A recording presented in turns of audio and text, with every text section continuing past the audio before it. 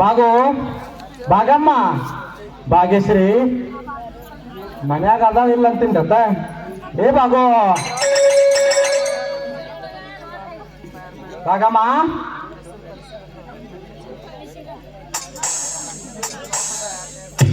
ಏ ಬಾಗು ಯಾಕೋ ಕಾಣವಲ್ಲ ಗೆಳಲ್ರಿ ಅಪ್ಪ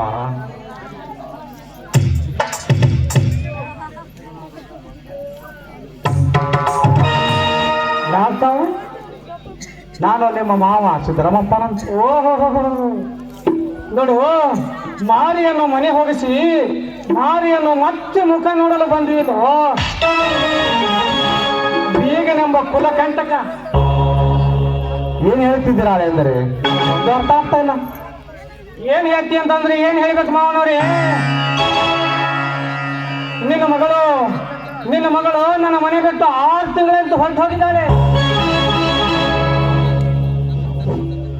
ಅದೇಂದರೆ ನನ್ನ ಮಗಳು ತಪ್ಪು ಮಾಡಿದರೆ 4 ಮಂದಿಗೆ ಕರೆಸಿ ಉಗುಳಿಸಿ ಅವಳಿಗೆ ತವರ ಮನೆಗೆ ಕಳಿಸಬೇಕಾಗಿತ್ತು ಇಲ್ಲದಿದ್ರೆ ಅವಳನ್ನು ಅಲ್ಲೇ ತಪ್ಪು ಮಾಡಿದಂತ ಕುತ್ತಿಗೆ ಹಿಚಕಿ ಕೊಲ್ಲಬೇಕಾಗಿತ್ತು ಇದೇ ಮಾತು ನಾನು 4 ಮಂದಿಗೆ ಹೇಳಿದ್ರೆ ಏನಂತಾರ ನಾಗರಾಜಪ್ಪನವ್ರ ನಿಮ್ಮ ಮಾನ ಮರ್ಯಾದೆ ಏನಾಗ್ತದ್ರಿ ಅಪ್ಪ ಸಿದ್ದರಾಮಪ್ಪನವ್ರ ಇವನಿಗೆ ಹೇಳಿ ಕೇಳಿ ಸಾಕಾಗಿದೆ ಇವನು ತಲೆ ಕೆಟ್ಟಿದೆ ತನ್ನ ಮರ್ಯಾದೆ ತಾನೇ ಕಳ್ಕೊತಾನೆ ಇವನಿಂದ ನನ್ನ ಮರ್ಯಾದೆ ಹೋಗುವ ಪ್ರಸಂಗ ಬಂದಿದೆ ಇವನ ತಂಗಿ ವಿಧವೆಯನ್ನ ಮದುವೆ ಮಾಡ್ಕೊಂಡಾಗಿಂದ ನನ್ನ ಸಮಾಜದ ಜನ ಕುಲದಿಂದ ಹೊರಗಿಡ್ಬೇಕಂತ ಮಾತಾಡ್ತಾ ಇದ್ದಾರೆ ಸಮಾಜ ಸಮಾಜ ಸಮಾಜ ಎಲ್ಲಿದೆ ನಿನ್ನ ಹಾಳು ಸಮಾಜ ನೋಡು ವಿಧವೆಯನ್ನು ಮದುವೆ ಮಾಡಿಕೊಂಡು ಅವಳಿಗೆ ಮತ್ತೆ ಜೀವನ ಕೊಟ್ರೆ ಈ ನಿನ್ನ ಸಮಾಜದಲ್ಲಿ ಕುಲದಿಂದ ಎತ್ತಿಡುತ್ತಾರೆ ಮದುವೆಗಿಂತ ಮುಂಚೆ ಒಂದು ಹೆಣ್ಣು ಮತ್ತೊಬ್ಬನ ಜೊತೆ ಪ್ರೀತಿಸಿ ಗರ್ಭವತ್ತು ಕೆರೆಗೆ ಬಾವಿಗೆ ಬಿಸಾಕಿ ಮದುವೆ ಆದ ನಂತರ ಗಂಡನ ಜೊತೆ ಸೆರಗಾಸಿ ಸುಖ ಕೊಡುವ ಈಗಿನ ಹುಡುಗಿಯರಲ್ಲಿ ಇವರಿಗೇನು ಹೇಳಿತು ಈಗಿನ ಸಮಾಜ ಶ್ರೀಮಂತರು ಪಾರ್ಕಿಗೋ ಕ್ಲಬ್ಗೆ ಹೋಗಿ ಗರ್ಭವತ್ತು ಆದ್ರೆ ಶ್ರೀಮಂತರ ದೃಷ್ಟಿಯಲ್ಲಿ ಅವಳು ಜಾರಣಿ ಅಲ್ಲ ಬಡವರು ಮಾಡಿದರೆ ಜಾರಣಿ ಆದರೆ ಇವರಿಗೇನು ಹೇಳಿತು ನಿನ್ನ ಸಮಾಜ ಆದ್ರೆ ನನ್ನ ತಂಗಿ ಏನು ಅರಿಯದ ಹಸುಗುಸು ಆದ್ರೆ ಇವನ ಮಗಳು ಕಲಂಕಿ ಈ ಮನೆ ಮೂರ್ಖ ಹೆಣ್ಣು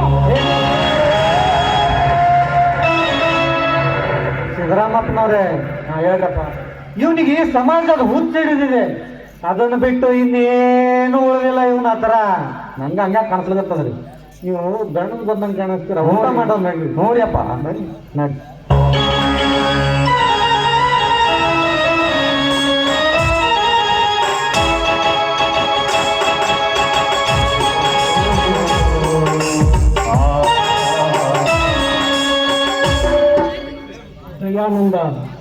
ದಯಾನಂದ ಏನಾಯ್ತಪ್ಪ ನಿನ್ನ ಬಾಳು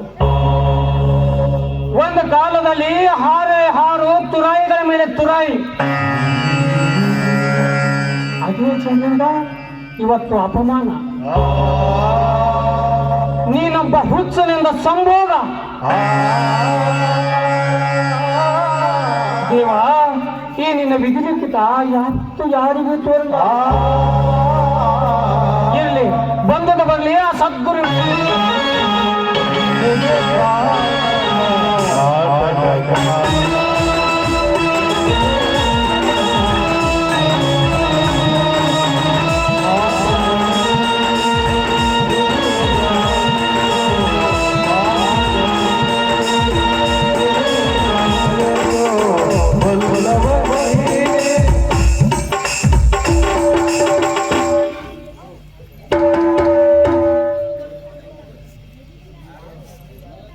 ಕಣ್ಣಿಗೆ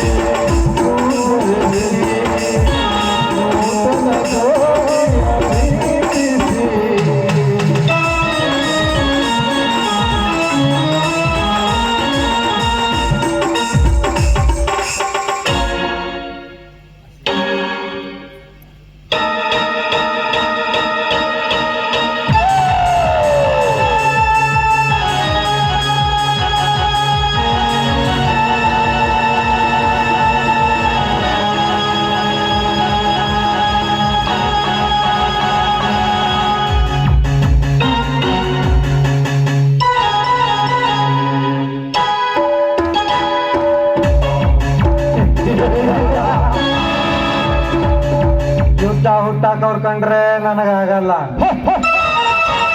ಯುದ್ಧಕ್ಕೆ ಎದುರ್ಕೊಂಡು ಓಡ್ ಹೋಗೋರ್ ಕಂಡ್ರು ನನಗಾಗಲ್ಲ.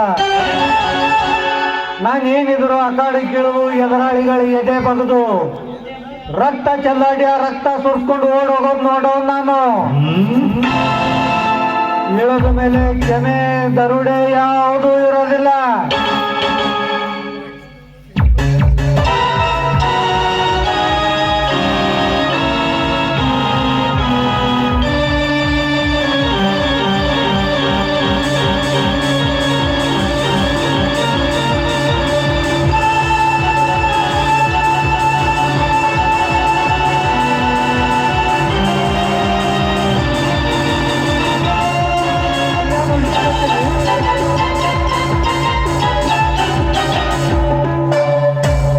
ಏನ್ ಹುಡ್ಕಾಡ್ತಾ ಇದೀರ? ಏನ್ ಸಿಗರೇಟ್ ಬೇಕಾ? ಏನ್ ಕೇಳ್ತೀರಿ? ಸಿಗರೇಟ್ ಕೊಯ್ದವ್ರಿ ಏನ್ ಕೇಳ್ತೀರಿ? ನಮ್ಮನ್ನ ಬರ ಮುಂದ್ ಕಿಶನ್ಗೆ 80,000 ರೂಪಾಯಿ ನೋಡಿ ಬಂದಿದ್ರಿ. ನೀವು ಮನೆ ಉಳ್ಳು ಕಡಿ ಅಂದ್ರಿ ಉಂಡ ಬರೋದ್ರೊಳಗೆ ರೊಕ್ಕನೇ ಇಲ್ಲ. ನನ್ನ ಜೇಬ್ ಒಂದು ಲಕ್ಷ ರೂಪಾಯಿ ಅಷ್ಟು ದುಡ್ಡು ನಿನ್ನ ಹತ್ರ ಎಲ್ಲಿಂದ ಬಂತು? ಏನ್ ಲಾಟ್ರಿ ಗಿಟ್ರಿ ಸಿಕ್ಕದ ಏನು? ಇಲ್ಲಪ್ಪ, ಅದೇನಿಂದ ಲಾಟ್ರಿ ಸಿಗ್ತದ್ರಿ. ಮೊನ್ನೆ ನನ್ನೊಂದು ಹಳಿಗಾಡಿ ಇತ್ತು, ಅದು ಮಾರಿ ಒಂದು 50,000 ಬಂದು ದಂಡಿ ಒಂದು 10 ಪ್ಯಾಕೆಟ್ ಬೆಳೆದಿತ್ತು, ಅದೊಂದು 50,000 ಬಂದು. ಮೊದಲು ಸೋಮವಾರ ಕಾರ್ಯ ಮಾಡಬೇಕು, ಹಳ್ಯಾಗ ಒಂದ್ಸಲಿ ಬಂಗಾರ ತಗೋಬೇಕಂತಂದ ರೊಕ್ಕ ತಗೊಂಡು ಬಂದಿಲ್ರಿ ಅಪ್ಪ. ಆದ್ರೆ ನೀವು ಉಳ್ಳುಕ್ ರೆಡಿ ಅಂದ್ರಿ, ಉಳ್ಳುಕ್ ನಡ್ದ ಬರೋದ್ರದಾಗ ನನ್ನ ಓಡದನ್ನು ಪೈಸಾನೇ ಇಲ್ಲ, ರೊಕ್ಕ. ನಾವು ಇರೋದು 3 ಜನ ಇರೋದು. ನಾವು ಊಟಕ್ಕೆ ಹೋದ್ಮೇಲೆ ಉಳಿದು ಒಬ್ಬನೇ, ಇವನೇ ಕದ್ದಿರ್ಬೋದು. ಸುವರ್ಣ ಸುವರ್ಣ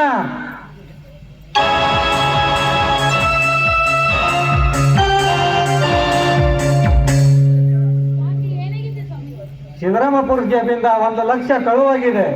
ನಿಮ್ಮ ಅಣ್ಣ ಕದ್ದಿದ್ದಾನೆ, ಕೇಳು.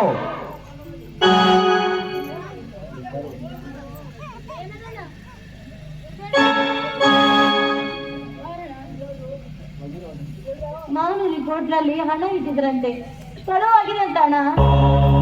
ಈ ಮನೆಯಲ್ಲಿ ನಾವಿಲ್ಲದ ಸಮಯದಲ್ಲಿ ಯಾರಾದ್ರೂ ಬಂದಿದ್ರಿ ಅಣ್ಣ? ಯಾರು ಬಂದಿಲ್ಲ. ಈ ಮನೆಯಲ್ಲಿ ಬರಬೇಕಾದ್ರೆ ಯಮಲೋಕಕ್ಕೆ ಹೋದಂತೆ ಆಗ್ತದೆ.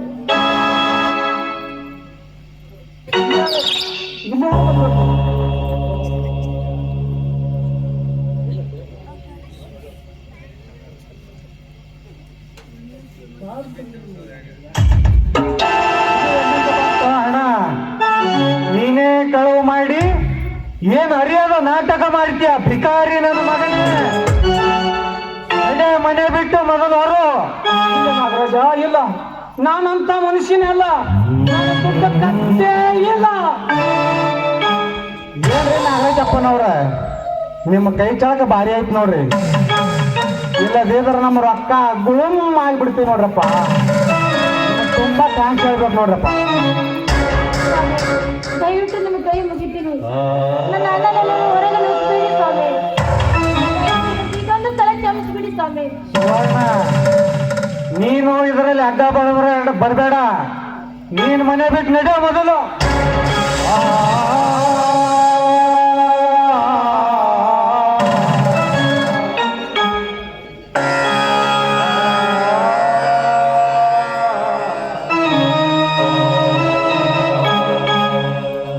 ಎಷ್ಟೈತಪ್ಪ ಲೆಕ್ಕ? ಅಣ್ಣ ಬೇಕಂತ ಅಣ್ಣ. ಅಣ್ಣಗೆ ತಿಳಿಯೋದಿಲ್ಲ ಏನಕ್ಕೆ ರೊಕ್ಕ ಕಳು ಮಾಡೋದು ನಿಮ್ಮ ಅಣ್ಣಗೆ?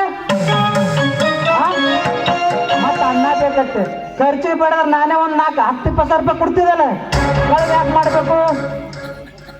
ಹಣ ಕೊಡ್ತಿದ್ದೀವಪ್ಪ, ಕಷ್ಟಪಟ್ಟು ದುಡಿದ್ರೆ ನಿನಗೆ ಗೊತ್ತಾಗ್ತಿತ್ತು. ಇನ್ನೊಬ್ಬರಿಗೆ ಎಲ್ಲಿ ಗೊತ್ತಾಗಬೇಕು ಕಮಿಷನ್ ತೆಗೆದುಕೊಳ್ಳಕ್ಕೆ? ವ್ಯಾಪಾರ ಮಾಡ್ತಿದೀಯಲ್ಲ, ನಿನಗೇನು ಕಮ್ಮಿನ ಹಣ? ಅಯ್ಯೋ ಶಿವ ಕೇಳ್ದನಪ್ಪ ನಾಗರಾಜ್, ನೀನು ಹೆಂಡತಿ ಮಾತನಾಡುವುದು. ದೇವ್ರೆ, ನೀವು ಕಿವಿಗಳನ್ನು ಈ ಮಾತು ಕೇಳಿ ಕೊಟ್ಟಪ್ಪ. ಸುವರ್ಣ, ಮರು ಮಾತನಾಡ್ರೆ ನಡೆ ಒಳಗಡೆ. ನಿಮ್ಮ ಅಣ್ಣಗಂತೂ ಈ ಮನೆಯಲ್ಲಿ ಸ್ಥಾನ ಇಲ್ಲ. ನೀನು ಮನೆ ಬಿಟ್ಟು ಮೊದಲು ತೊಲಗು.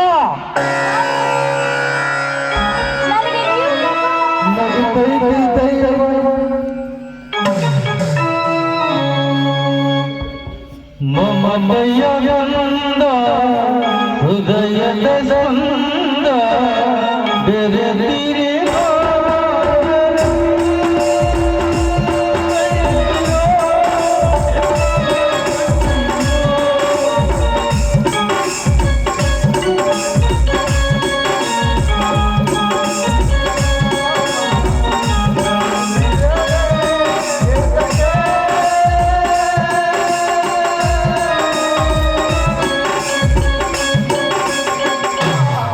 ನಾಗರಾಜ, ಮನೆಯ ಋಣ ಮುಗಿದ ಮೇಲೆ ನಾನು ಹೊರಡಲೇಬೇಕು. ಯಾವುದೋ ಒಂದು ವಿಧಿಯಾಟ ತಂದು ನನ್ನ ಮನೆ ಹೊರಬಿಟ್ಟು ಕಳಿಸ್ತಾ ಇದ್ದೆ.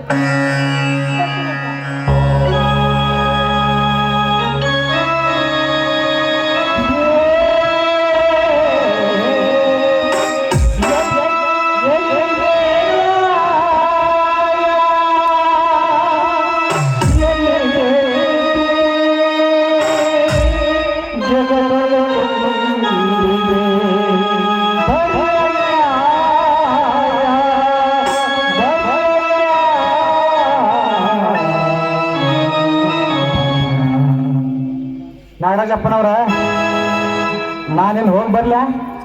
ಹೋಗಿ ಬೇಗ ಹೋಗಿ ಅದಷ್ಟು. ಆಯ್ತಾಯ್ತು, ಹೋಗಿ ಬರ್ತೀನಿ, ಬಾಯ್.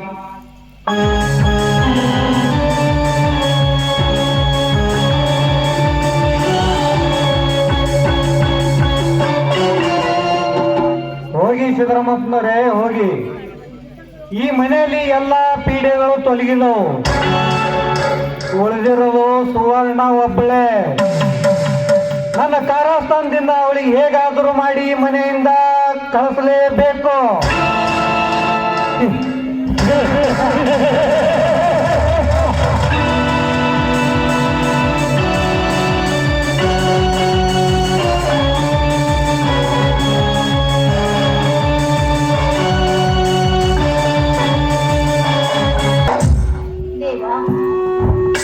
ನಾನು ಯಾವ ರೀತಿ ತಪ್ಪು ಮಾಡಿದೆನೆಂದು ನನಗೆ ಯಾಕಪ್ಪ ಈ ರೀತಿ ಶಿಕ್ಷೆ ಕೊಟ್ಟಿಯ? ನನ್ನ ಗಂಡ ನೋಡಿದ್ರೆ ನಿರಪರಾಧಿ, ಪವಿತ್ರವಾದರು. ಅಂತವರ ಮನಸ್ಸು ಕೆಡಿಸಬೇಕಾದ್ರೆ ಕಾರಣ ಯಾರು? ನಾನು ಸೋಮಶೇಖರ ಕಾಲೇಜು ಓಡುತ್ತಿರುವಾಗ ಇಬ್ಬರು ಮದುವೆ ಆಗ್ತೀವಂತ ಮಾತಾಡಿದ್ದು ನಿಜ. ಆದ್ರೆ ಆ ಫೋಟೋ ಯಾರು ಇಳಿಸಿರ್ಬೋದು? ನಾಗರಾಜನ ಕೈಗೆ ಹೇಗೆ ಸಿಕ್ಕಿತ್ತು? ಕಾಲೇಜು ಓದುತ್ತಿರುವಾಗ ನಾಗರಾಜ ನನ್ನನ್ನು ಕೆಣಕಲು ಬಂದಿದ್ದ. ಅವನ ಮೋಹ ಭಾಷೆಗೆ ನಾನು ಬಲಿ ಆಗಲಿಲ್ಲವೆಂದು ಒಂದೇ ಒಂದು ಕಾರಣಕ್ಕಾಗಿ ನಮ್ಮ ಸಂಸಾರವೆಲ್ಲ ಚಿತ್ರ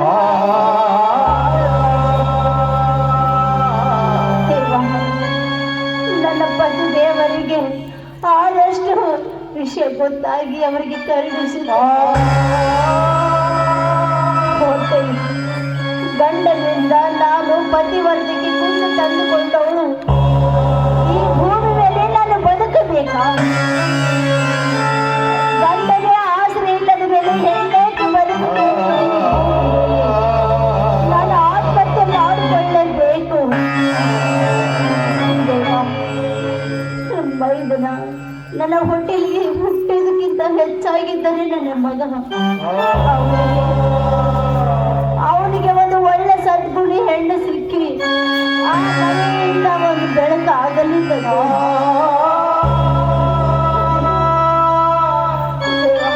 ಹೌದು, ನಾನು ಬದುಕಬಾರ್ದು. ತುಂಗ ಬಂದ್ರೆ ನನಗೆ ಕೈ ಮುಗಿಸಿ ಕರೀತಾ ಇದೆ. ತುಂಬು ತುಳುಕುತ್ತಿರುವ ಈ ನೀರಿನಲ್ಲಿ ತಾಯ ಮಡಿಲಲ್ಲಿ ನಾನು ಸೇರಬೇಕು. ನಾನು ಬದುಕಬಾರ್ದು. ನಾನು ಆತ್ಮಹತ್ಯೆ ಮಾಡಿಕೊಳ್ಳಬೇಕು.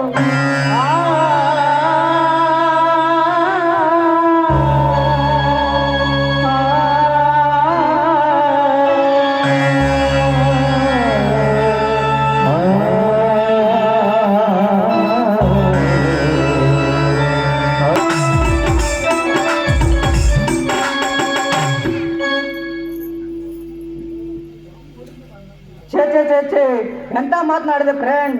ನಾನು ಕೂಡ ನನ್ನ ಸಹೋದರಿಯನ್ನೇ ಭಾವಿಸುವೆ. ಒಂದು ವೇಳೆ ಅವಳಿಗೇನಾದ್ರೂ ಅಪಾಯ ಬಂದ್ರೆ ನನ್ನ ಪ್ರಾಣ ಪಣಕ್ಕಿಟ್ಟು ಹೋರಾಡ್ತೀನಿ. ಈಗ ಎಲ್ಲಿರುವ ನಿನ್ನ ಸಹೋದರಿ? ನನ್ನ ನೌಕರಿ ವಿಷಯ ತಿಳಿದ ತಕ್ಷಣ ಶಿವಾಲಯದ ಲಿಂಗಕ್ಕೆ ಅಭಿಷೇಕ ಮಾಡಿಸಿಕೊಂಡು ಬರಲು ಹೋಗಿದ್ದಾಳೆ. ಎಷ್ಟರಲ್ಲಿ ಬರಬಹುದು? ಎಲ್ಲ ಲಗೇಜ್ ಎಲ್ಲ ರೆಡಿ ಮಾಡಿ ಇಟ್ಟಿದೆಯಲ್ಲ, ಇಷ್ಟು ಬೇಗನೆ ಹೋಗ್ತಾ ಇದೆಯಾ? ಅಡ ಈ ಸೋದರ ಶ್ರೀ ರಕ್ಷಾ ನಿನ್ನ ಸದಾ ನಿನ್ನ ತಲೆ ಮೇಲೆ ಇರಲಿ. ಅಡ ದೇವರ ಪ್ರಸಾದವನ್ನು ತೆಗೆದುಕೊಂಡು ಬಂದಿದ್ದೇನೆ, ಬಾರಣ ಪ್ರಸಾದ.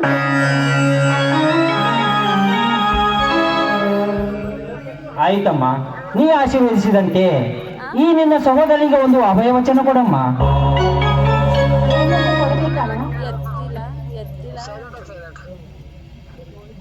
ನೋಡಮ್ಮ, ಹಿರಿಯರ ಸಮ್ಮುಖದಲ್ಲಿ ಕಟ್ಟಿದ ಈ ನಿನ್ನ ಕೊರಳ ಮಾಂಗಲ್ಯ ಮುಟ್ಟಿ ಆ ಮಾಂಗಲ್ಯಕ್ಕೆ ಯಾವುದೇ ಚ್ಯುತಿ ಬರದಂತೆ ಬಾಳುತ್ತೇನೆಂದು ಒಂದು ಅಭಯವಚನ ಕೊಡಮ್ಮ. ಆಯ್ತಲ್ಲ, ನನ್ನ ಬಾಳಿನಲ್ಲಿ ಎಂದೇ ಸಂಕಷ್ಟ ಬಂದರೂ ಕೂಡ ಅದನ್ನು ಸಹಿಸಿಕೊಂಡು ಹೋಗುತ್ತೇನೆ.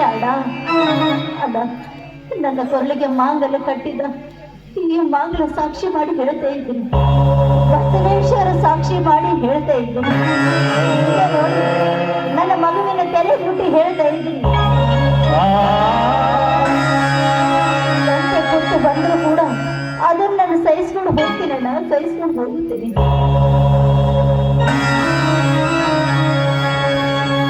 ಎಂತ ಮುಂದಿನಂತ ಮಾತು ಹೇಳಿದಮ್ಮ ಈ ನಿನ್ನ ಸಹೋದರನ ಮುಂದೆ.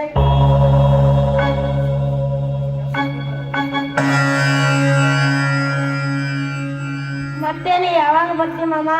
ಬರುವಾಗ ನಮ್ಮ ಅಪ್ಪನನ್ನು ತೋರಿಸು, ನಮ್ಮ ಅಪ್ಪನನ್ನು ನಾನು ಬುದ್ಧಿ ಹೇಳುತ್ತೇನೆ.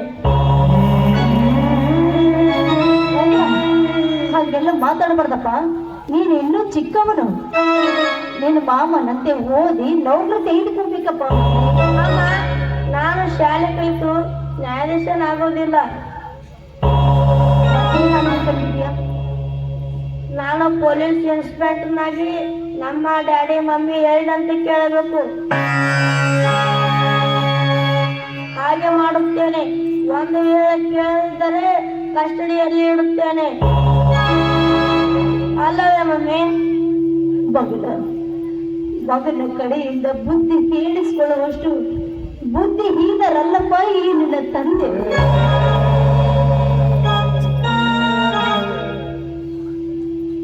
ಮತ್ತೆ ಯಾವ ನೌಕರಿ ಮಾಡ್ತೀಯ ಮಗು? ಆಯ್ತು ಶಶಿ, ಮೊದಲು ನೀನು ವಿದ್ಯಾವಂತನಾಗು, ಪ್ರತಿನಿತ್ಯ ಸ್ಕೂಲಿಗೆ ಹೋಗು. ಹಾ, ನಿಮ್ಮ ತಾಯಿಗೆ ಯಾವುದೇ ರೀತಿ ತೊಂದರೆ ಕೊಡಬೇಡ. ಆಯ್ತು ಮಾಮ, ಮತ್ತೆ ನೀ ಯಾವಾಗ ಬರುತ್ತಿ? ಬರುವಾಗ ನಮ್ಮ ಅಪ್ಪನನ್ನು ತೋರಿಸು.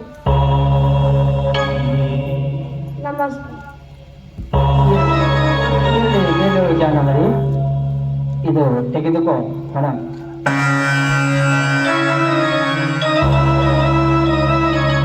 ಹಾ ಫ್ರೆಂಡ್, ನಾನೇನು ಬರುತ್ತೇನೆ ತಂಗಿ. ಮಾಮ ತಾತ, ಬಾಯ್ ಬಾಯ್.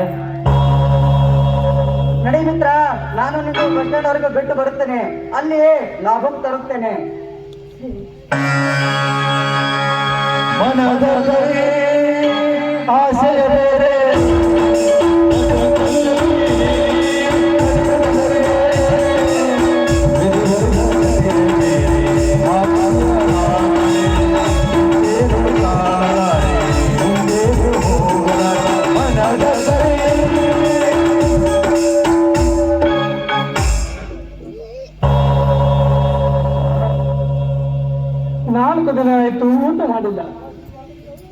ಆದರೂ ಎಲ್ಲಿಯಾದರೂ ಸ್ವಲ್ಪ ಅನ್ನ ಸಿಗ್ತದೆ ಅಂತ ಹುಡುಕಾಡ್ತಾ ಬಂದಿದೆ.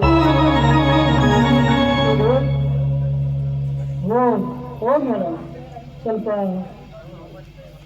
ತಮ್ಮಿಂದ ಸ್ವಲ್ಪ ಊಟ ಸಿಗ್ತಾ ಇದೆಯಾ? ಬೆಳಗ್ಗೆಯಿಂದ ಸಾಯಂಕಾಲವರೆಗೆ ದುಡಿದ್ರು ಕೂಡ ತುತ್ತು ಕೂಳಿಗೆ ಪರದಾಡುತ್ತಿರುವ ನಾವು ನಿನಗೆ ಎಲ್ಲಿಂದ ತಂದು ಕೊಡಬೇಕಪ್ಪ ಅನ್ನದ ಪ್ರಸಾದವನ್ನು? ಹಾಗೆಲ್ಲ ಅನ್ಬಾರ್ದು ಅಮ್ಮ. ದೇವರು ಪರೀಕ್ಷೆಗಾಗಿ ಎಂತರನ್ನು ಕಳಿಸುತ್ತಾನೆ. ಕೊಟ್ಟಿದ್ದು ತನಗೆ ಬಚ್ಚಿಟ್ಟಿದ್ದು ಪರವೇ, ಕೊಟ್ಟು ಕೆಟ್ಟ ತನಬೇಡ. ಮುಂದೆ ಅದು ನಿನಗೆ ಕಟ್ಟಿಟ್ಟ ಬುದ್ಧಿ ಕೂಡ ಸಂಗಯ ಅಂತ ಹೇಳಿಲ್ಲವೇ?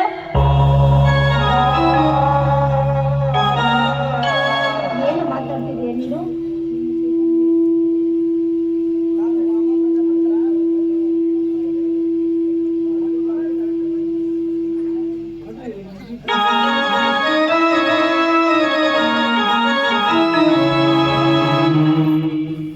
ಬಂದವರಿಗೆ ಹೋಗುವವರಿಗೆ ದಾರಿಯಲ್ಲಿ ಈ ರೀತಿ ಅನ್ನದ ಪ್ರಸಾದವನ್ನು ಕೊಡ್ತೀಯಲ್ಲ, ಮನೆಗೆ ಬಾ, ಮಾಮ ಬರಲಿ, ಅವಾಗ ನೀನು ಚೆನ್ನಾಗಿ ಬುದ್ಧಿ ಕಲಿಸ್ತೀನಿ.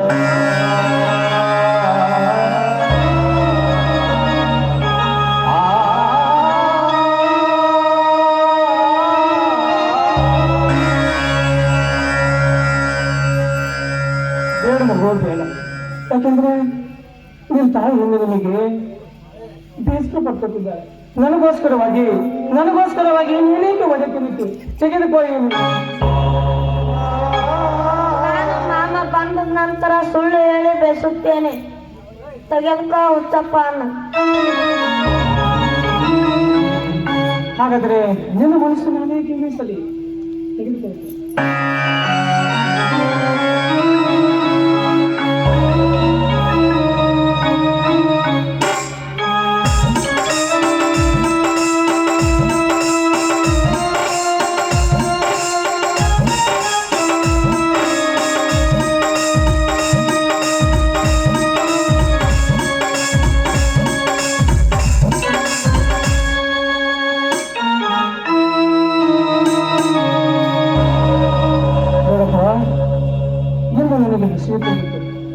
ಯಾಕೆಂದ್ರೆ ನಿನ್ನಂತವನು ಈಗ ಬೆಳೆದು ಬದುಕಬೇಕು. ನನ್ನಂತವನಿಗೆ ಇಷ್ಟೊಂದು ಸಹಾಯ ಮಾಡುವ ಗುಣ ನಿನ್ನಲ್ಲಿದೆ ಅಂತಂದ್ರೆ ನೀನೊಬ್ಬ ಒಳ್ಳೆಯ ಒಂದು ಆದರ್ಶ ವ್ಯಕ್ತಿ ಆಗ್ತೀಯ. ಆ ತಾಯಿ ಭಾರತಾಂಬೆ ನಿನ್ನನ್ನು ಜನ್ಮ ಕೊಟ್ಟರಲ್ಲ, ಅದು ಧನ್ಯ.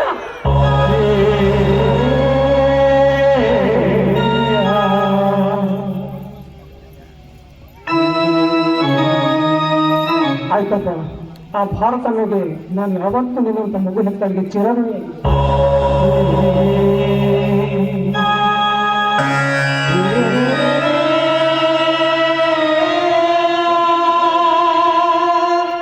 ಹೋಗ್ತೇನೆ.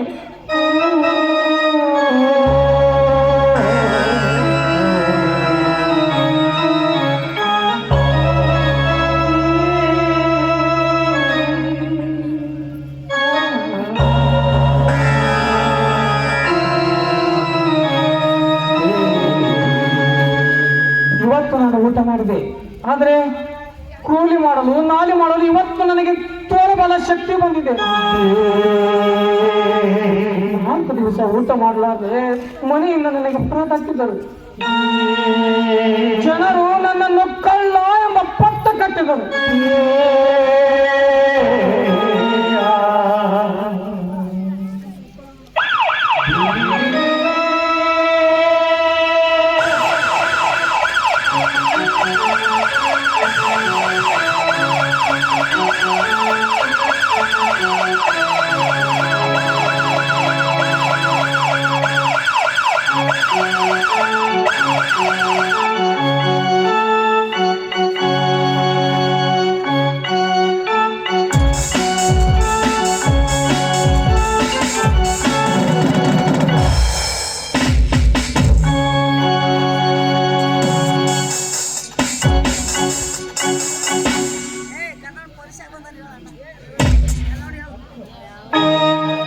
ನಾನು ಊರನ್ನು ಬಿಟ್ಟು 10 ವರ್ಷಗಳಾಯಿತು.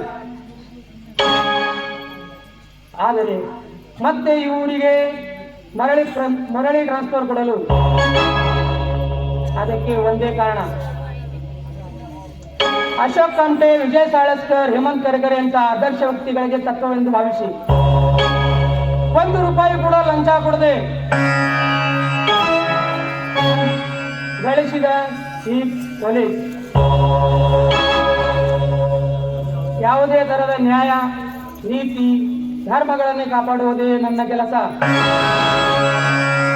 ಅನ್ಯಾಯವನ್ನು ಹೊಡೆದೋಡಿಸುವುದು, ಕಳ್ಳರನ್ನು ಬಂಧಿಸುವುದು, ಸಮಾಜ ಕಂಟಕರನ್ನ ಬಂಧಿಸಿ ಕೋರ್ಟಿನ ಮುಖಾಂತರ ಅವರಿಗೆ ಶಿಕ್ಷೆ ಕೊಡಿಸುವುದೇ ನನ್ನ ಕೆಲಸ. ಈಗ ಶುರುವಾಯಿತು ಈ ಸೋಮಶೇಖರನ 2ನೇ ಆಟ. ಈ ಊರಲ್ಲಿ ಯಾರೇ ಎಷ್ಟೋ ಕದಿಮರಾದರೂ ಸರಿ, ನಕಲಿ ನೋಟ್ ತಯಾರು ಮಾಡುವ ಕೋಟ್ಯಾಧೀಶರಾದರೂ ಸರಿ, ದೊಡ್ಡ ರಾಜಕಾರಣಿಯಾದರೂ ಸರಿ, ಅವರಿಗೆಲ್ಲರನ್ನು ಬಂಧಿಸಿ ಕೋರ್ಟಿಗೆ ಹಾಕಿ ಶಿಕ್ಷೆ ವಿಧಿಸುವುದೇ ನನ್ನ ಧರ್ಮ. ಮೊದಲೇ ಇಷ್ಟಲಿದ್ದಾರೆ ಈ ಊರಿನ ಪ್ರತಿಷ್ಠಿತ ವ್ಯಕ್ತಿ ನಾಗರಾಜ್ ಅಂತ. ತನ್ನಾಗಿ ತಾನೇ ಕಾನೂನಿಗೆ ಒಪ್ಪಿದರೆ ಸರಿ, ಆದರೆ ವಿಜಯ್ ಸಾಳಸ್ಕರ್ ಸರ್ ಅವರಂತೆ ಬಂದೂಕಿನಿಂದ ಸುಟ್ಟು ಬೂದಿ ಆಗಬೇಕಾಗುತ್ತದೆ. ಸಮಯ ಬರಲಿ, ಬಂದಾಗ ತೋರಿಸುತ್ತೇನೆ.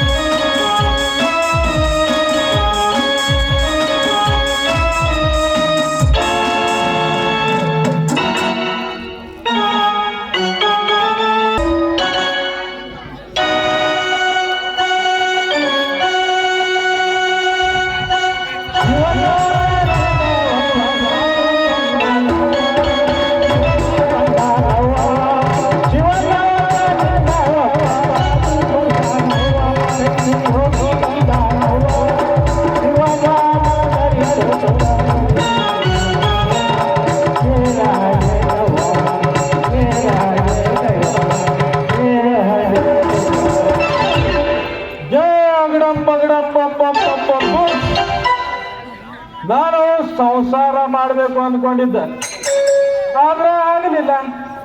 ಈಗ ಸನ್ಯಾಸಿ ಆಗಿ ಸಂಸಾರಿಕ ಆಗ್ಬೇಕು ಅನ್ಕೊಂಡಿದ್ದೀನಿ.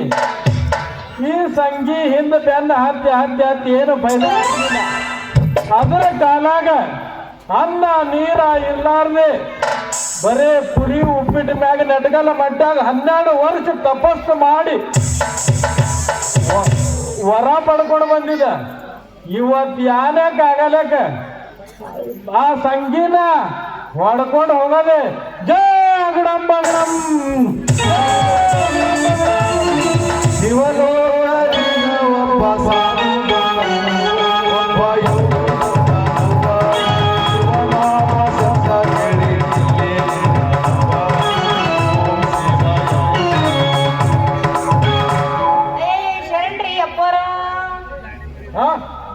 ಬಂದವಳೆ ಕಾಲಿಗೆ ನಮಸ್ಕಾರ ಮಾಡಿದೆ, ಹಾಗೆ ನಿಂತಿದೆಯಲ್ಲ ನೀನು ಸುಟ್ಟು ಬಸಮ ಹೋಗ್ಲಿ.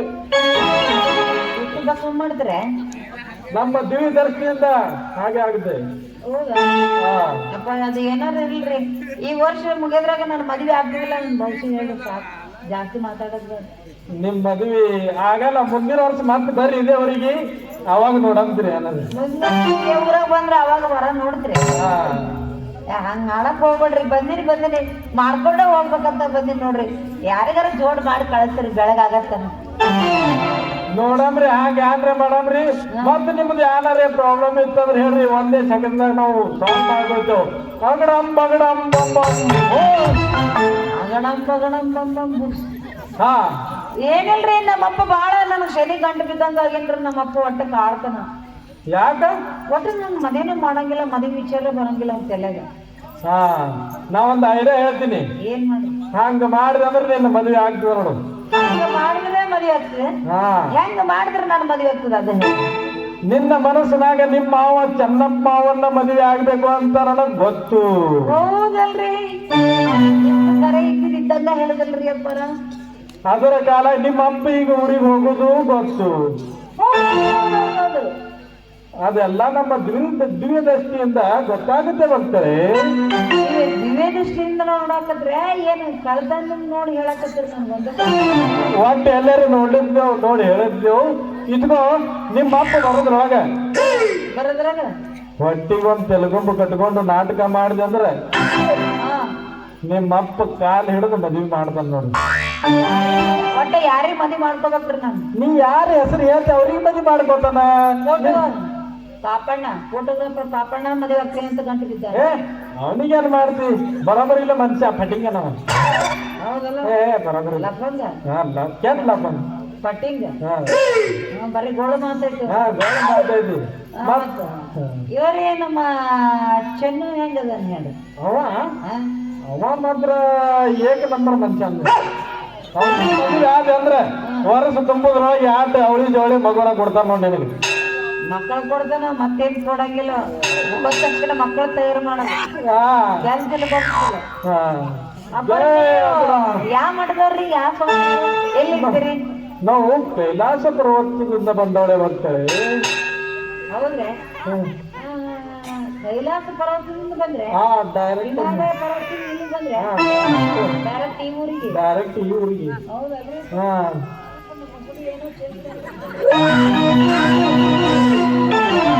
ವಯಸ್ಸೆಲ್ಲ ಬಯಲಿ ಮಂಗ್ಯ ನಿನ್ನವನ ವಿಸ್ತರಣೆ ಮಾಡೋಣ ಯಾರಿಗೆ ಮೋಸ ಮಾಡಕತ್ತೆ ಹಿಂಗ್ ಹೇಳಿ ಯಾರು ಮಾಡೋದು. ನಿಮ್ಮ ಅಪ್ಪ ಅಂತೂ ನಮ್ಮ ಮದುವೆ ಆಗೋಬಿಡಲ್ಲ. ಯಾರ ಮಾಡಿ ಕಿಸಿದ್ರೆ ನಿನ್ನ ಮದುವೆ ಆಗೋಬೇಕು ಅಂತ ಆಸೆ ಐತಿ ನಮ್ದು. ಹಾಕೋಬೇಕಂತ ಮಾಡಕತ್ತಿ ಅದೇ ಆಮೇಲೆ ವಿಚಾರ ಇಷ್ಟು ವಿಚಾರ ಮಾಡಿದ್ರೆ ನಂಗೆ ಅವಾಗ ಮಾತಾಡಲಿಕ್ಕೆ ನಾವಿಬ್ರು ಲವ್ ಮ್ಯಾರೇಜ್ ಮಾಡ್ಕೊಂಡು ಹೋಗ್ತಿದ್ವಲ್ಲ ಹೆಂಗತಿ ಹೋಗೋಣ ಮತ್ತೆ ಹೋಗೇದೆ ಮತ್ತೇನ್ ಕಮ್ಮಿ ಇಲ್ಲ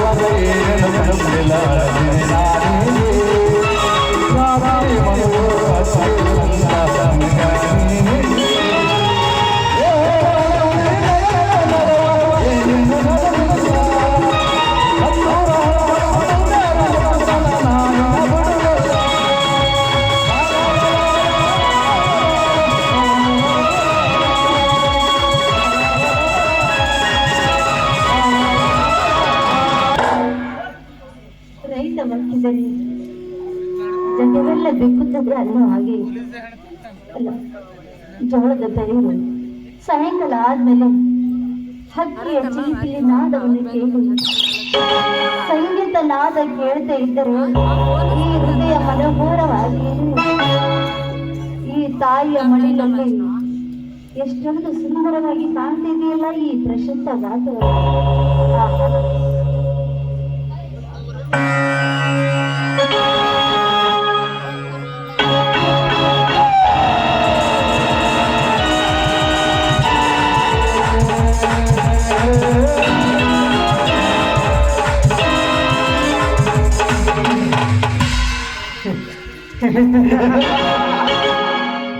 ಬೇಟೆಗಾರನ ಬಲೆಯಿಂದ ತಪ್ಪಿಸಿಕೊಂಡು ಬಂದ ಜಿಂಕೆ ಅವು ವಾರಿ ಭಯದಿಂದ ನಿಂತಿದೆ. ಈ ಹರಣಿ ಬೆದರಿ ನಿಂತಿದೆ. ಓಹೋ, ಯಾರು? ನಾಗರಾಜನ? ದುಷ್ಟ ಜಂತು, ಕಾಮುಕ, ನಯ ವಂಚಕ ನೀನು. ಎಷ್ಟು ದಿನ ಹಂತು ಹಾಕಿದರು, ಇಂಥ ಸಮಯ ಸಿಕ್ಕಿರ್ಲಿಲ್ಲ. ಎಷ್ಟು ದಿನ ಈ ನಾಗರಾಜನ ಕಣ್ಣಿಗೆ ಮಣ್ಣೆರಚಿ ಒಂಟಿಯಾಗಿ ಜೀವಿಸುವೆ.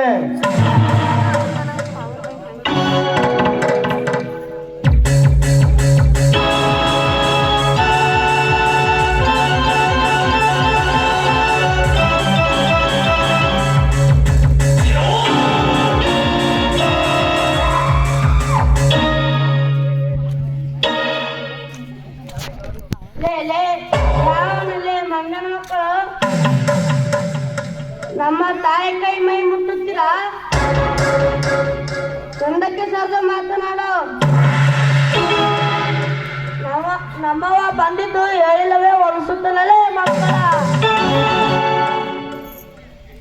ಚಿಗುರುವ ಮಾವಿನ ಮರದ ಮೇಲೆ ಬಂದ ಕೂಗುವ ಕಾಗೆ ರೂಪದ ಕೋಗಿಲೆ.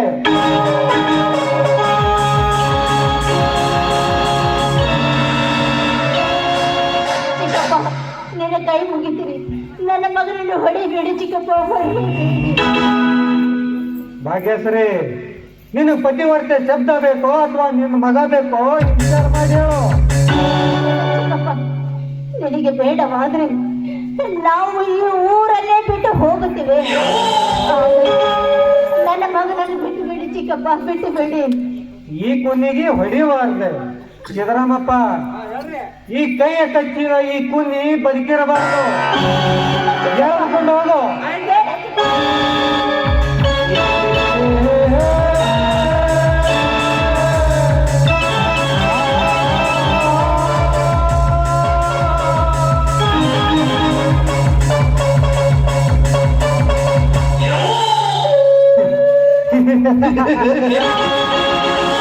ನಾನಂತೂ ಇವಳ ಸುಖ ಉಣ್ಣದೆ ಬಿಡಲಾರೆ.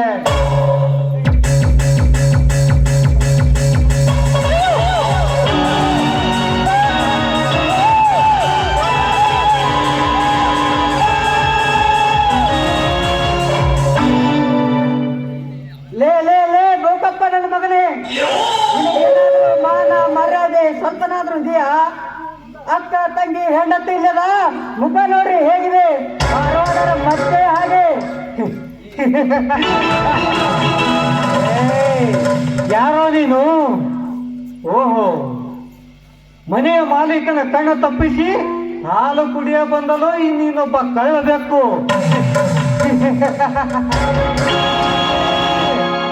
ಪರದೇಶಿ ಅಲ್ಲ, ನಿಮ್ಮಂತ ರಾಕ್ಷಸರನ್ನು ತ್ರಿಶೂಲದಿಂದ ತಿವಿದು ಅಬಲೆಯನ್ನು ರಕ್ಷಿಸಲು ಬಂದ ಪರಮೇಶ್ವರ. ನನಗೆ ಬೆಕ್ಕಿನ ತರ ಹೋಲಿಸುವೆಯಾ? ನಿನಗಿಂದು ಪ್ರಾಣ ದಾನ ಬಿಟ್ಟಿದ್ದೀನಿ. ಸುಮ್ಮನೆ ಇಲ್ಲಿಂದ ಮೊದಲು ಮನೆಗೆ ತೊಲಗು.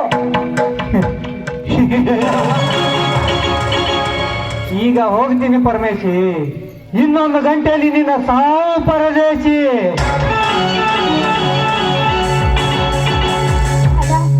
ಅವನನ್ನು ಯಾಕಂತ ಸುಮ್ಮನೆ ಬಿಟ್ಟಿದ್ಯಾ? ಅವನು ನನ್ನ ಮಗನನ್ನು ಅಪಹರಿಸಿಕೊಂಡು ಹೋಗಿದ್ದೇನೆ ಅಣ್ಣ. ನಿನ್ನ ಮಗವನ್ನು ಸರಿ ಮಾಡಮ್ಮ.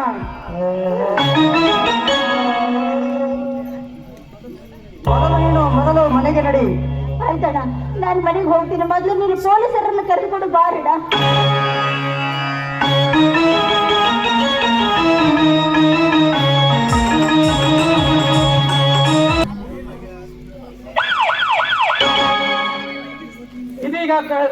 ನಕಲಿ ನೋಟು ಛಾಪಿಸಿಕೊಂಡು ಆಗ ಕಳ್ಳ ಕದಿಮ ಯಾವ ಕಡೆ ಹೋಗಿರಬಹುದು? ಎಲ್ಲಿಯಾದರೂ ಹೋಗಿರಬಹುದು ಅವನು? ಈ ಕಡೆ ಹೋಗಿರ್ಬೇಕೆ ಅಥವಾ ಈ ಕಡೆ ಹೋಗಿರ್ಬೇಕೆ? ಇತ್ತ ಕಡೆ ಚುನಾವಣೆಯ ಗಡಬಡ ನಡೆದಿದೆ ಅಂದಾಗ ಕಳ್ಳ ಕದಿಮ ಇಲ್ಲೇ ಎಲ್ಲಿಯಾದರೂ ಬಚ್ಚಿಟ್ಟಿರಬೇಕು. ಅವನನ್ನು ಹುಡುಗಿ ಬಂಧಿಸಿ ಅವನನ್ನು ಕಾಣಿಗೆ ಒಪ್ಪಿಸುತ್ತೇನೆ. ಬರ್ತೀನಿ.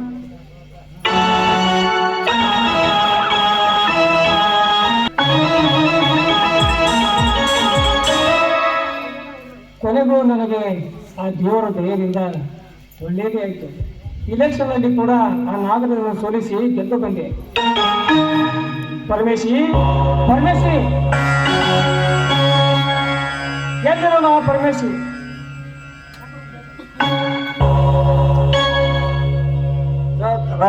ನಿಮ್ ಬ್ಯಾಗ್ ಹಿಡಿದ್ರೆ ನಮ್ ಲಗೇಜ್ ಬಸ್ನ ಬಿಟ್ಟು ಭಗತ್ ಸಿಂಗ್ ಏನ್ ಬಂದ್ಯಾ? ಏನಾಗಿದೆ ಬಸ್ನಲ್ಲಿ? ಅದು ಲಗೇಜ್ ಬಿಟ್ಟು ಬಂದಿಲ್ಲ. ಆಯ್ತಾ?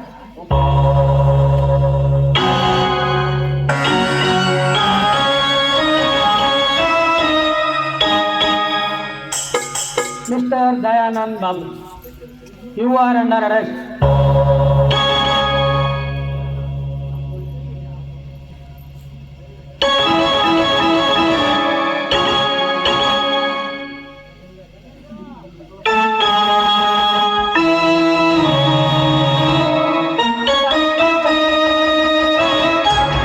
ಯಾಕೆ ಸಾಹೇಬ್ರೆ ನನ್ನನ್ನು ಅರೆಸ್ಟ್ ಮಾಡ್ತಾ ಇದ್ದಾರೆ? ನಿನ್ನನ್ನು ಸಾಕ್ಷಿ ಸಮೇತವಾಗಿ ಹಿಡಿದಿದ್ದೇನೆ. ಇದರಲ್ಲಿರುವುದು ಏನು ಗೊತ್ತೇ? ಏನಿವೆ? ಇದರಲ್ಲಿ ನಕಲಿ ನೋಟುಗಳಿವೆ. ಅದಕ್ಕಾಗಿ ನೀನು ಕಾನೂನಿಗೆ ಶರಣಾಗು. ನಿನ್ನನ್ನು ಒಯ್ಯಲು ಬಂದಿರುವೆ.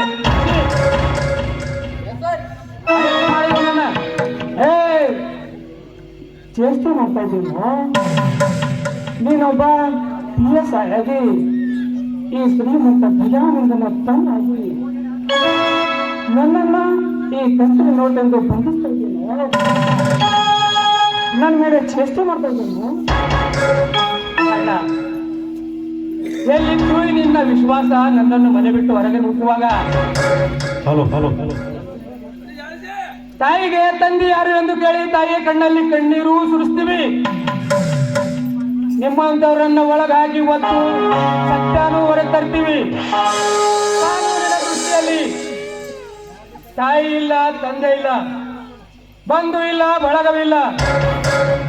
ಒಡ ಹುಟ್ಟಿದ ಅಣ್ಣನಾದರೂ ಸರಿ, ಹೆತ್ತ ತಾಯಿಗಿಂತ ಪ್ರೀತಿಸುತ್ತಿರುವ ನನ್ನ ಅತ್ತಿಗೆ ಆದರೂ ಸರಿ. ಮಿಸ್ಟರ್ ದಯಾನಂದ್, ಏನದು? ನಿನ್ನ ಹೆಂಡತಿಯೂ ಕೂಡ ಒಂದು ಕುತಂತ್ರದಲ್ಲಿ ಸಿಕ್ಕಿ ಬಿದ್ದಿದ್ದಾಳೆ. ಅವಳನ್ನು ಕರೆದುಕೊಂಡು ಈಗಲೇ ಬರುತ್ತಾನೆ ಇದ್ದಾರೆ. ನಿಮ್ಮಿಬ್ಬರನ್ನು ಒಂದೇ ಬೇಡಿಯಲ್ಲಿ ಬಂಧಿಸಿ ಕಾನೂನಿಗೆ ಇವತ್ತೇ ಒಪ್ಪಿಸುತ್ತೇನೆ.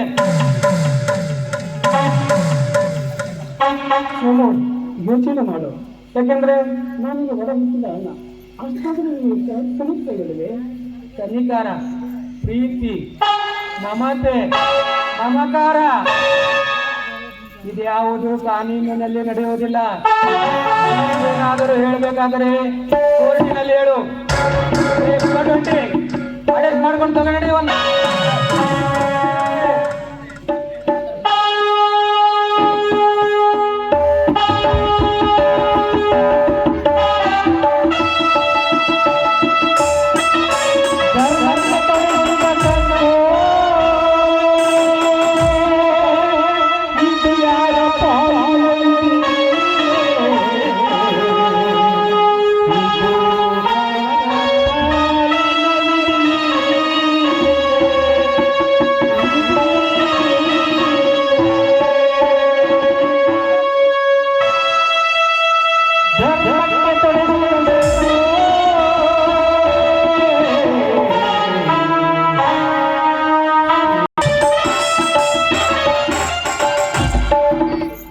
ನನ್ನನ್ನ ಇಂಥ ಕೆಲಸಕ್ಕೆ ಕೈ ಹಾಕುವನೆ, ನನ್ನತ್ತಿಗೆ ಕೊಲೆ ಮಾಡಲು ಪ್ರಯತ್ನಿಸುವಳೆ. ಒಂದು ವೇಳೆ ಈ ಮಾತು ಸುಳ್ಳೆಂದು ಭಾವಿಸಿದರೆ ಇದರ ಹಿನ್ನೆಲೆ ಯಾರೇ ಆಗಿದ್ದರೂ ಸರಿ ಅವರನ್ನು ಬಂಧಿಸಿಯೇ ತೀರುತ್ತೇನೆ.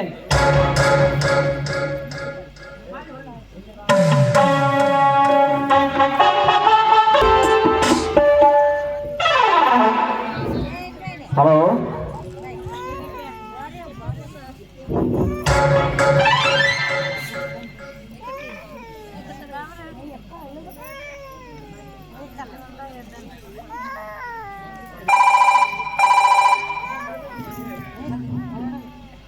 ಹಲೋ, ಇನ್ಸ್ಪೆಕ್ಟರ್ ಪ್ರದೀಪ್ ಮಾತಾಡಿದ್ರು ಸಾಹೇಬ್. ಹೇಳಿ. ಆ ದಯಾನಂದನನ್ನು ಅರೆಸ್ಟ್ ಮಾಡಿದಿರಾ? ಹೌದು. ದಯಾನಂದನ ತಪ್ಪು ಏನೂ ಇಲ್ಲ. ಆ ನಾಗರಾಜನ ಮನೆಯಲ್ಲಿ ಕಂತ್ರಿ ನೋಟಿನ ವ್ಯವಹಾರ ನಡೀತದೆ. ಅವನ ಮನೆಗೆ ಭಗತ್ ಸಿಂಗ್ ಹೋಗಿದ್ದನು. ಅವನನ್ನು ನಾಗರಾಜನನ್ನು ಒಂದು ಅರೆಸ್ಟ್ ಮಾಡಿ ನಾ ಬಂದ ನಂತರ ನಿಮ್ಮನ್ನು ಭೇಟಿಯಾಗುತ್ತೇನೆ. ತಾವು ಯಾರು? ನಾನು ಇನ್ಸ್ಪೆಕ್ಟರ್ ಪ್ರದೀಪ್ ಮಾತಾಡಿದರು. ಸರಿ, ಇದರ ಹಿಂದಿನ ಪತ್ತೆಯನ್ನು ಹಚ್ಚಿ ಆ ನಾಗರಾಜನನ್ನು ಅರೆಸ್ಟ್ ಮಾಡಿ ಅವನಿಗೆ ಕೊರಡಿಗೆ ಹೋಗ್ತೇನೆ. ಆಯ್ತು ಸರ್, ಆಯ್ತು. ನಾನು ಮತ್ತೆ ನಿಮಗೆ ಭೇಟಿ ಆಗುತ್ತೇನೆ. ಆಯ್ತು.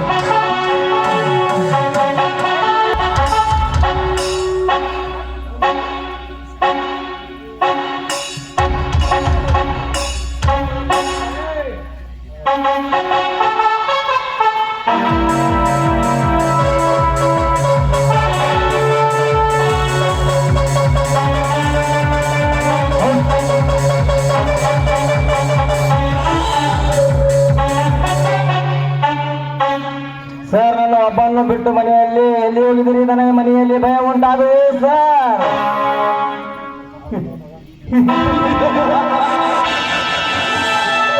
ನೀನೇನು ಭಯ ಪಡಬೇಡಪ್ಪ ಪ್ಯಾ.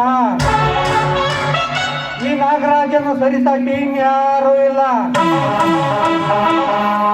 ಸರ್, ಹಾಗೆ ಒಬ್ಬ ಸರ್ಕಾರ ವ್ಯಕ್ತಿ ನಿನ್ನ ಮೇಲೆ ಹಲ್ಲು ಕಡಿಯುತ್ತಿದ್ದಾನೆ. ನಿನ್ನನ್ನು ಬಂಧಿಸ ಬಿಡಲಾರೆ ಸರ್. ಹಾಗೆ ಅಪರಿಚಿತವಾಗಿ ಮಾತಾಡಬೇಡಿ ಸರ್.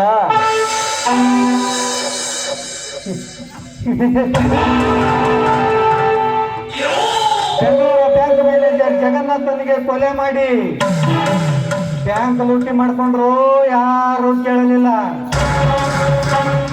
ಭಾಗ್ಯಶ್ರೀ ಅವರ ಮನೆಯಿಂದ ಹೊರಗೆ ಹಾಕ್ತಿದ್ದಕ್ಕೆ ಯಾರು ಕೇಳಲಿಲ್ಲ. ಕಂತ್ರಿ ನೋಟಿನ ಮಷಿನ್ ಮನೆಯಲ್ಲಿ ಇಟ್ರು, ಯಾರು ಕೇಳಲಿಲ್ಲ. ಅಂದಾಗ ಒಬ್ಬ ಜುಜ್ಬಿ ಪೊಲೀಸ್ ಅಧಿಕಾರಿ ಇಟ್ಟಿದ್ದಾನ. ಪಾಪ, ಇದು ಕೇಳಿದ್ರೆ ನನಗೆ ನಗು ಬರ್ತದೆ.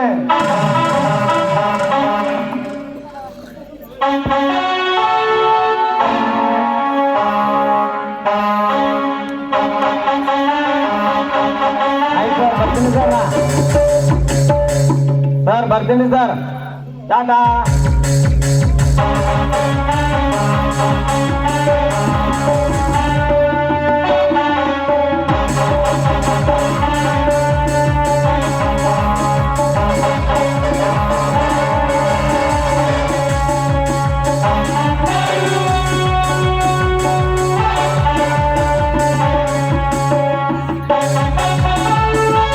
Welcome inspector, welcome. ಲಂಚದ ಹಣಕ್ಕಾಗಿ ಬಂದಿದ್ದಾರೋ ಅಥವಾ ಮಜಾ ಮಾಡಲು ಬಂದಿದ್ದಾರೋ? ಲಂಚ ಅಂತ ನಾನು ಕಾರ್ಪೊರೇಟ್ ಶಾಲೆಯಲ್ಲಿ ಓದಿ ಇನ್ಸ್ಪೆಕ್ಟರ್ ಆದವನಲ್ಲ, ಸರ್ಕಾರಿ ಶಾಲೆಯಲ್ಲಿ ಕಲ್ತ್ಕೊಂಡು ಇನ್ಸ್ಪೆಕ್ಟರ್ ಆದವ್ ನಾನು. ನಿನ್ನ ಬಗ್ಗೆ ಮೊದಲೇ ನನ್ನ ಹತ್ರ ಸಾಕ್ಷಿ ಸಮೇತವಾಗಿ ನಿನ್ನ ಮನೆಯಲ್ಲಿ ನಡೆಯುತ್ತಿರುವ ಕಳ್ಳ ವ್ಯವಹಾರದ ಕೆಲಸಗಳನ್ನೆಲ್ಲ ಕಂಡು ಹಾಕಿ ಈಗ ನಿನ್ನನ್ನು ಅರೆಸ್ಟ್ ಮಾಡಲು ಬಂದಿರುವೆ ನಾಗರಾಜ್. ಸುಮ್ಮನೆ ಬಂದರೆ ಸರಿ, ಇಲ್ಲವಾದರೆ ಇಲ್ಲೇ ಸುಟ್ಟು ಬೂದಿ ಆಗಬೇಕಾಗ್ತದೆ. ಎಚ್ಚರ.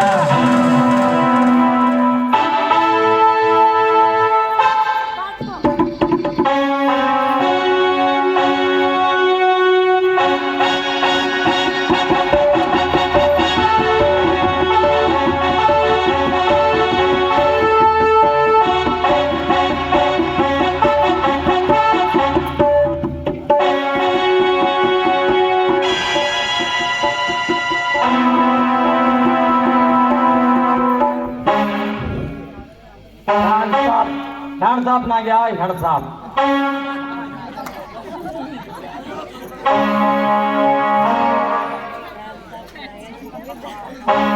ಏ ಪಾಪ್ಯ, ಯಾರೋ ನೀನು ಕೂಡ ಅವ್ರ ಜೊತೆ ಸೇರಿ ಮಾತನಾಡ್ತಾ ಇದೀಯಲ್ಲ, ಯಾರು ನೀನು? ಈ ಫೋಟೋಗ್ರಾಫ್ ಪಾಪಣ್ಣ ಅಂದ್ರೆ ಯಾರು ಅಂತ ನಿನಗೆ ಗೊತ್ತಾಗಲಿಲ್ಲ ತಾನೇ ನಾಗೇಶ? ಇವನೇ ಅವನು CID ಪೊಲೀಸ್ ಇನ್ಸ್ಪೆಕ್ಟರ್ ಪ್ರದೀಪ್ ಅಂತ. ನಿನ್ನ ಮನೆಯಲ್ಲೇ ಇದ್ದು ನಿಂದನೇ ಕೂಳು ತಿಂದು ನಿನ್ನನ್ನು ಸಾಕ್ಷಿ ಸಮೇತವಾಗಿ ನನ್ನನ್ನು ಒಪ್ಪಿಸಿದ್ದಾನೆ. ಈಗ ನಿನ್ನ ಕತೆ ಮುಗಿಯಿತು.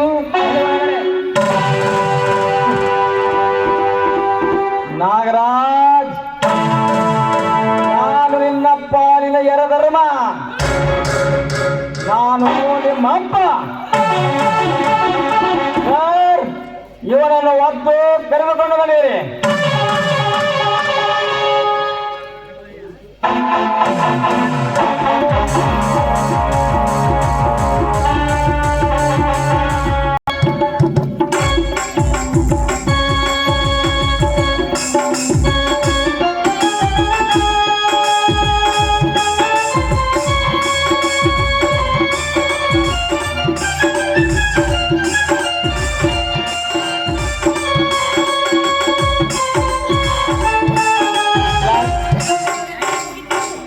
ವಕೀಲರೆಲ್ಲ ಫೈಲ್ ಪ್ರೊಡ್ಯೂಸರ್ ಮಾಡಿದ್ದಾರೆ.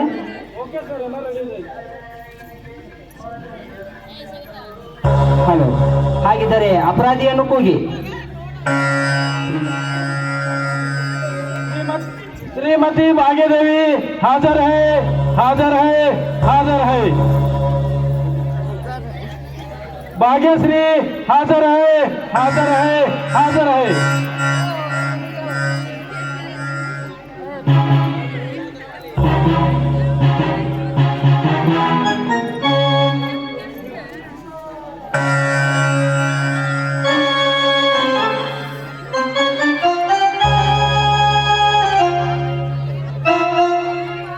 ನಿನ್ನ ಹೆಸರೇನಮ್ಮ? ನನ್ನ ಹೆಸರು ಭಾಗ್ಯಶ್ರೀ ದಯಾನಂದ. ದೇವರ ಮುಂದೆ ಪ್ರಮಾಣ ಮಾಡಿ ಹೇಳು, ಸತ್ಯವನ್ನೇ ಹೇಳುತ್ತೇನೆ, ಸತ್ಯವನ್ನು ಬಿಟ್ಟು ಏನು ಹೇಳೋದಿಲ್ಲ ಅಂತೇಳಿ.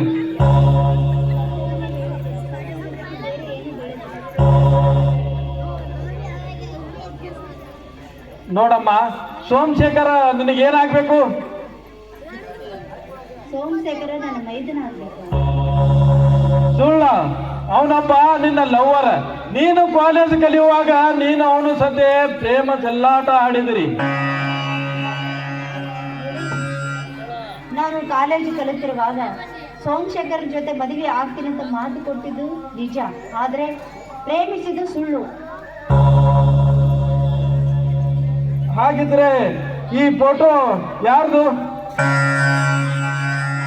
ನೋಡಿ, ಹಣ ಕೊಟ್ರೆ ಒಬ್ರಿಗೊಬ್ರು ಜೋಡಿಸಿ ಯಾರು ಬೇಕಾದ್ರೂ ಫೋಟೋನು ತೆಗಿಬಹುದು, ಆದ್ರೆ ಇದರಲ್ಲಿ ನೆಗೆಟಿವ್ ಎಲ್ಲಿದೆ ಹೇಳಿ? ನಾಗರಾಜನ ಕೊಲೆ ಮಾಡಿದ್ದು ನೀವೇ ತಾನೆ?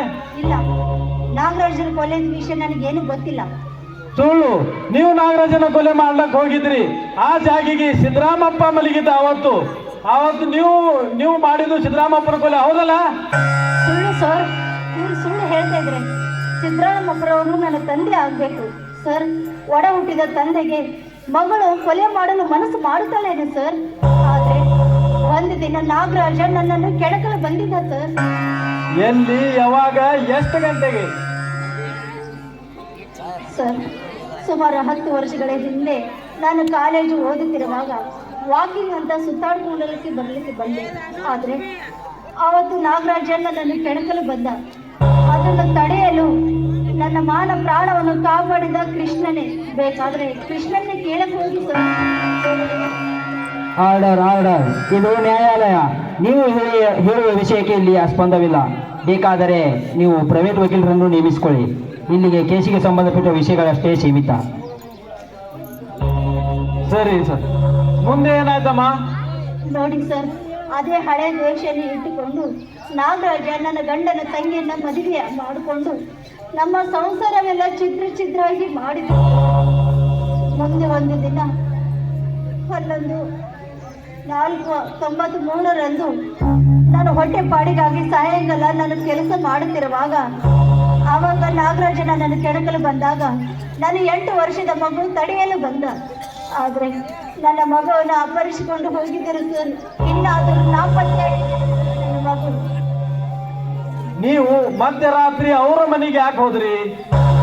ಸರ್, ನಾನು ನನ್ನ ಮಗುವನ್ನು ಹುಡುಕಲು ಹೋಗಿದ್ದೇನೆ ವಕೀಲರೇ.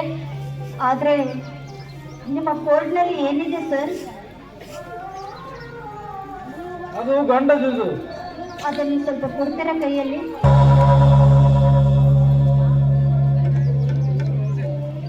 ತೆಗೆದುಕೊಳ್ಳಿ. ಹಾಗಾದ್ರೆ ನಿಮ್ಮ ಬೆರಳು ಸ್ವಲ್ಪ ಮುಂದೆ ಮಾಡಿ. ಹಾ, ನೋವಾಯ್ತಾ ಸರ್? ಇದೇ ರೀತಿ ಆ ದುಷ್ಟ ನಾಗರಾಜನನ್ನು ನಮ್ಮ ಸಂಸಾರವನ್ನ ಹಾಳು ಮಾಡಿದ ನೆನೆಸಿಕೊಂಡ್ರೆ ನಮ್ಮ ಹೃದಯಕ್ಕೆ ಚುಚ್ಚಿದ್ದಾಗ ಆಗುತ್ತೆ ಸರ್.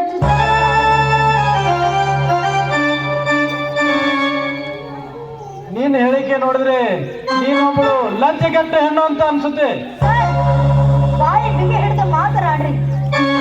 ಯಾಕಂದ್ರೆ ಹಣ ಕದ್ದು ಮುಚ್ಚಿ ಹಣ ತಿಂದ್ರೆ ಸತ್ಯವಾದದ್ದು ಸುಳ್ಳು ಹೇಳ್ತೀರಾ, ಸುಳ್ಳು ಇದ್ದಿದ್ದು ಸತ್ಯವಾದ ಹೇಳ್ತೀರಾ ಮತ್ತೊಬ್ಬರ ಪರವಾಗಿ.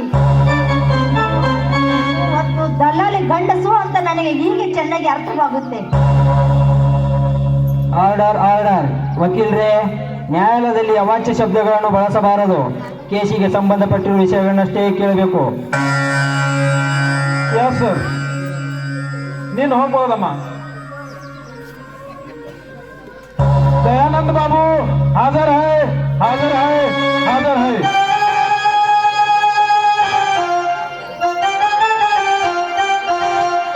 दयानंद बाबू हाजिर है, हाजिर है, हाजिर है. ಏನ್ ನಿನ್ನ ಹೆಸರು? ನನ್ನ ಹೆಸರು ದಯಾನಂದ್ ಅಂತ. ಸತ್ಯವನ್ನೇ ಹೇಳ್ತೀನಿ, ಸತ್ಯವನ್ನು ಬಿಟ್ಟು ಬೇರೆ ಏನು ಹೇಳಲ್ಲ ಅಂತ ಪ್ರಮಾಣ ಮಾಡಿ. ಸತ್ಯವನ್ನು ಹೇಳುತ್ತೇನೆ, ಸತ್ಯವನ್ನೇ ಹೇಳ್ತೀನಿ. ನೀವು ಕಂಪನಿ ನೋಟಿನ ಬಿಸ್ನೆಸ್ ಮಾಡ್ತಿರೋದು ಸತ್ಯವಾ? ಇಲ್ಲ, ನಾನು ಕಂಪನಿ ನೋಟಿನ ಬಿಸ್ನೆಸ್ ಮಾಡ್ತಾ ಇಲ್ಲ. ಯಾರೋ ಒಂದು ವ್ಯಕ್ತಿ ಬಂದು ನನಗೆ ಬ್ಯಾಗ್ ಕೊಟ್ಟು ಹೋದ.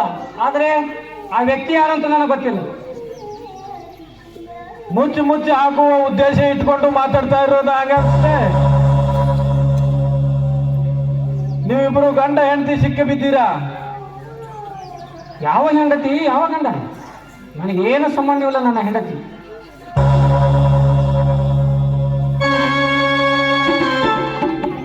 ನೀವು ಮದುವೆ ಇಚ್ಛೆದಿಂದ ಮಾಡ್ಕೊಂಡಿಲ್ವಾ? ಇಲ್ಲ, ಆದರೆ ನನ್ನ ಹೆಂಡತಿಯ ಮನೆ ದೂಡಿಗೆ. ಮೈಲಾಡ್, ಈ ಪಾಯಿಂಟ್ ಅನ್ನ ದಾಖಲ್ ಮಾಡಿ. ಮುಂದೇನಾಯ್ತು ಹೇಳಿ. ಮುಂದೇನಾಗಬೇಕು? ನಾನು ಮುಚ್ಚನಂತೆ ವರ್ತನೆ ಮಾಡಿದೆ, ಇಲೆಕ್ಷನಲ್ಲಿ ಆರಿಸಿ ಬಂದೆ. ಆದರೆ ಆ ವ್ಯಕ್ತಿ ಆ ಬ್ಯಾಗ್ ಕೊಟ್ಟಿದ್ದು ನನಗೆ ಯಾರು ಅಂತ ಗೊತ್ತಿಲ್ಲ. ನೀವೇನಾದರೂ ವಕೀಲರು ಇಟ್ಟಿದ್ದೀರಾ? ಏನಾದರೂ ವಕೀಲ ಇಟ್ಟೇ ಇಲ್ಲ. ಸರಿ, ಈ ಕೇಸಿನ ತೀರ್ಪು 2 ಗಂಟೆಗೆ.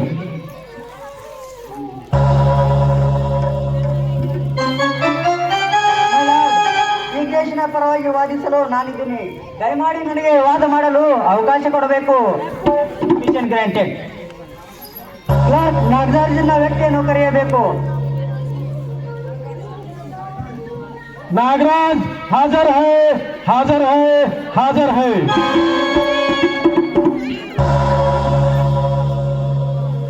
ನಿನ್ನ ಹೆಸರು? ನಿನ್ನ ತಂದೆ ಹೆಸರು? ಸತ್ಯವನ್ನೇ ಹೇಳುತ್ತೀರಾ? ನಿಮ್ಮ ವಯಸ್ಸು? 28. ಉದ್ಯೋಗ? Law and order. ನೋಡಿ, 14 ಏಪ್ರಿಲ್ ರಂದು ನೀವು ಬೆಂಗಳೂರಿಗೆ ಹೋಗಿದ್ದೀರಲ್ಲವೇ?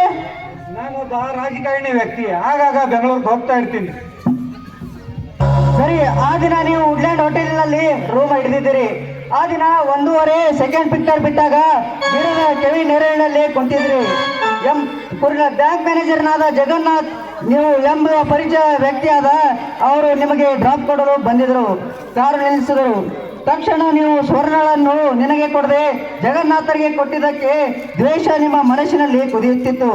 ಅದೇ ದ್ವೇಷದಿಂದ ತಕ್ಷಣ ಅವರ ಕಾರಿನ ಫ್ರಂಟ್ ಡೋರ್ ಓಪನ್ ಮಾಡಿ ಡ್ರೈವಿಂಗ್ ಮಾಡುತ್ತಿದ್ದ ಅವರ ಎದೆಗೆ ಚಾಕಿನಿಂದ ತೀರಿದು ಆ ಕಾರಿನ ಗ್ಲಾಸ್ ಹೊಡೆದು ಅವರ ಡೆಡ್ ಬಾಡಿ ಕಾರಿನಲ್ಲಿ ಹಾಕಿ ಬ್ಯಾಂಕ್ ಲೂಟಿ ಮಾಡಿರಲಿ. ಫರಾರಿಯಾಗಿ ಬಂದು ಮೋಸದಿಂದ ಸುವರ್ಣಗಳನ್ನು ಮದುವೆ ಮಾಡಿಕೊಂಡು ಅವರ ಆಸ್ತಿ ಎತ್ತಿ ಹಾಕಿ ಸಮಾಜದಲ್ಲಿ ದೊಡ್ಡ ಮನುಷ್ಯನಂತೆ ನಟನೆ ಮಾಡುತ್ತಾ ಕೊಲೆ, ದರೋಡೆ, ಕಂತ್ರಿ, ನೋಟಿ ಮಷೀನ್ ಇಟ್ಟರಲ್ಲೇ ಬಿಸ್ನೆಸ್ ನಡೆಸೋರಲ್ಲವೇ? ನೀನು ಹೇಳ್ತಿರೋದು ಸುಳ್ಳು. ಆ ಬೆಂಗಳೂರು ಬ್ಯಾಂಕ್ ಮ್ಯಾನೇಜರ್ ಯಾರು ಅನ್ನೋದು ನನಗೆ ಗೊತ್ತಿಲ್ಲ. ಗೊತ್ತಿದ್ದಾರೆ. ಈ ಫೋಟೋ ಯಾರ್ದು? ಈ ಅಡ್ರೆಸ್ ಯಾರ್ದು?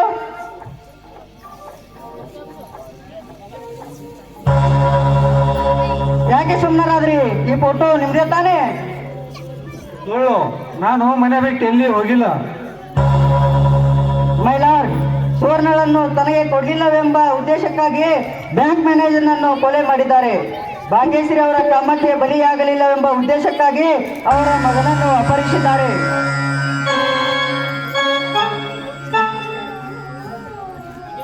शशिकुमार हाजिर है, हाजिर है, हाजिर है.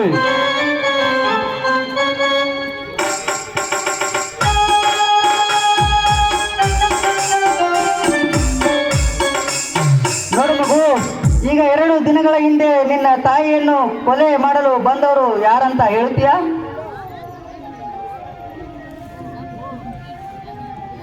ಸರ್ ಆ ದಿನ ನಮ್ಮ ತಾಯಿ ಕೆಣಕಲು ನನ್ನ ಅಜ್ಜ ಒಬ್ಬ ಪರಿಚಿತ ಬಂದಿದ್ದರು. ಮೈಲಾರ್ಡ್, ಈ ಬಾಲಕ ಹುಟ್ಟು ಕುರುಡ. ಹೇಗಿದ್ದು ನಾಗರಾಜನೇ ಬಲಾತ್ಕರಿಸಿದ್ದು, ಇವರ ಅಜ್ಜನೇ ಹೊತ್ತೊಯ್ದು ಅಂತ ಯಾವ ಆಧಾರದ ಮೇಲೆ ಹೇಳುತ್ತಾನೆ? ಪರಿಶೀಲಿಸಿ ನೋಡಿದರೆ ಇದನ್ನೆಲ್ಲ ವಕೀಲರು ಕಲಿಸಿಕೊಟ್ಟಿದ್ದು ಅಂತ ನನಗನ್ನಿಸ್ತಾ ಇದೆ.